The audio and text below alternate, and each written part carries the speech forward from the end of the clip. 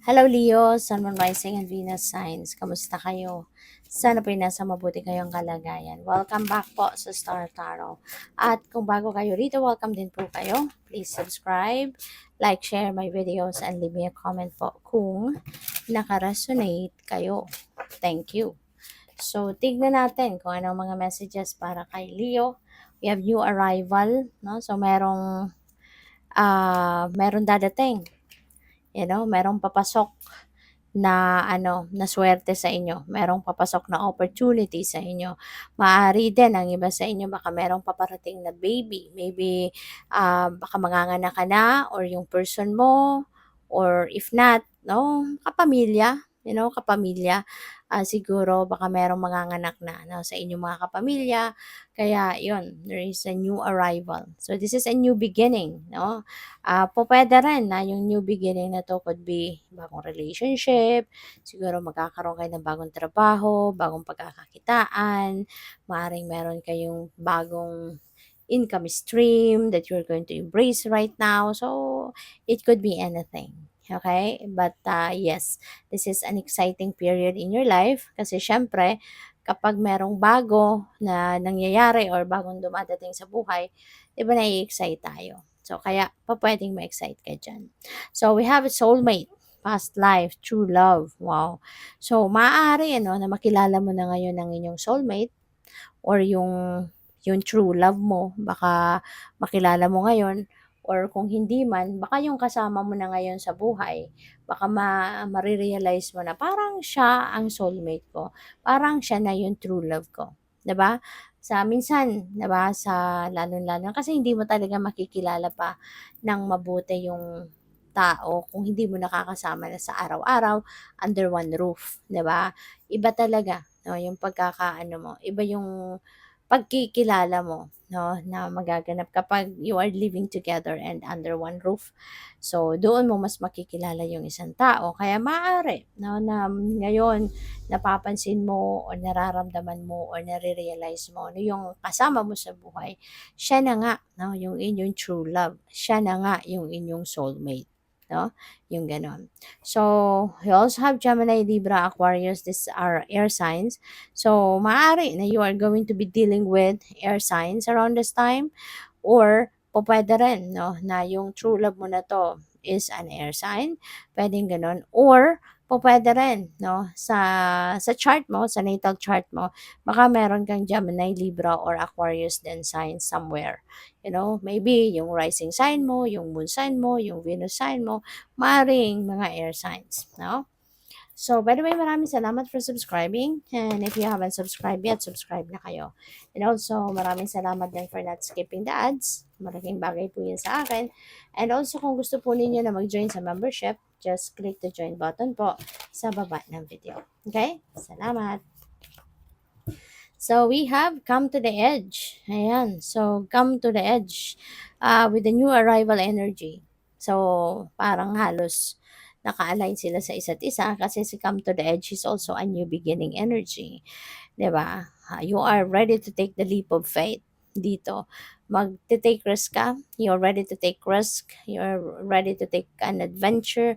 You're ready to embrace something new in your life na medyo ano 'to sa inyo, bagong-bago. As in, pupuwedeng ngayon niyo pa lang ito masusubukan, ngayon pa lang ninyo ito yung parang talagang totally suntok sa buwan, 'no? Yung mga gano'ng pagkakataon, maaaring gano'n ang ganap dito. You've never done this before. Let's say for example, trabaho ito, 'di ba? Susubukan ninyo, willing naman kayong mag-train, willing kayong matuto, kaya maaaring kahit wala kayong kaalam-alam sa trabahong ito pero ino-offer sa'yo, then maybe susubukan mo, 'no? Yung parang gano'n ba?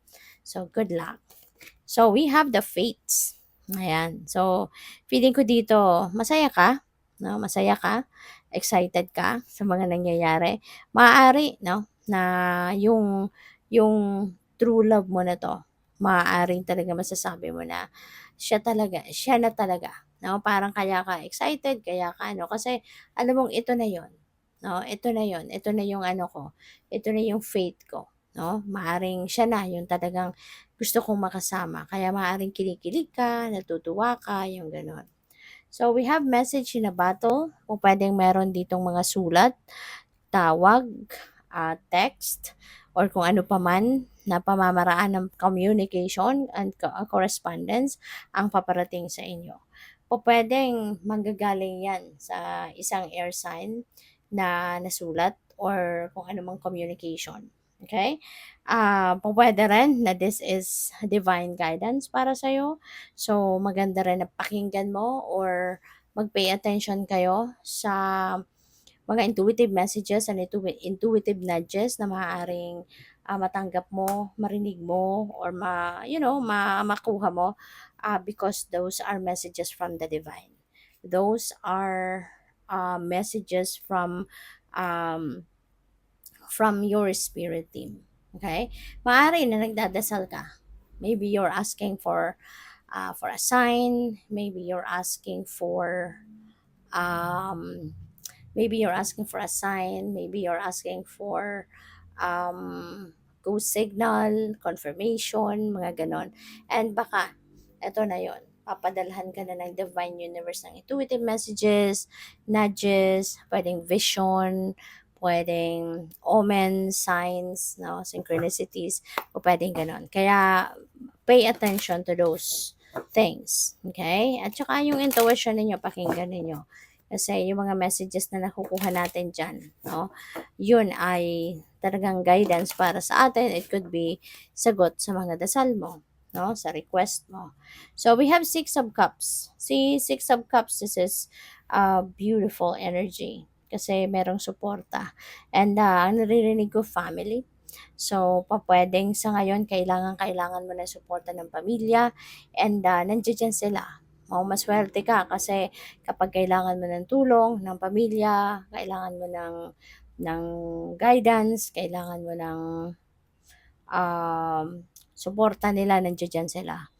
You know, isang tawag mo lang, meron ng tutulong sa'yo, meron ng pupunta sa'yo, yung ganun. So, it feels like to me as well na siguro for some of you naman, baka ang sitwasyon din ng ninyo is yung message na to could be coming from a family member at baka kailangan ka nila. Baka meron silang kailangan sa'yo.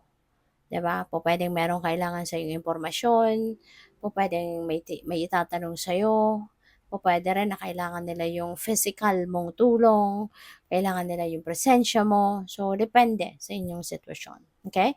But, it feels like to me that a family member needs you, alright? So, we have Eight of Swords. Ayan, restriction, 'no? Ang iba sa inyo dito merong restrictive energy around you.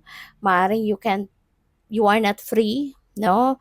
You are not free to do whatever it is that you want to do siguro kasi for some reason, merong mga restrictions, merong mga bagay, maring meron kang sitwasyon na hindi ka pwedeng umalis ng basta-basta, maring meron kang sitwasyon na hindi mo pwedeng gawin yung gusto mo because for some reason hindi maaari, hindi po pwede na gawin mo yun sa inyong bahay, 'di ba? Kasi baka may bawal or whatsoever.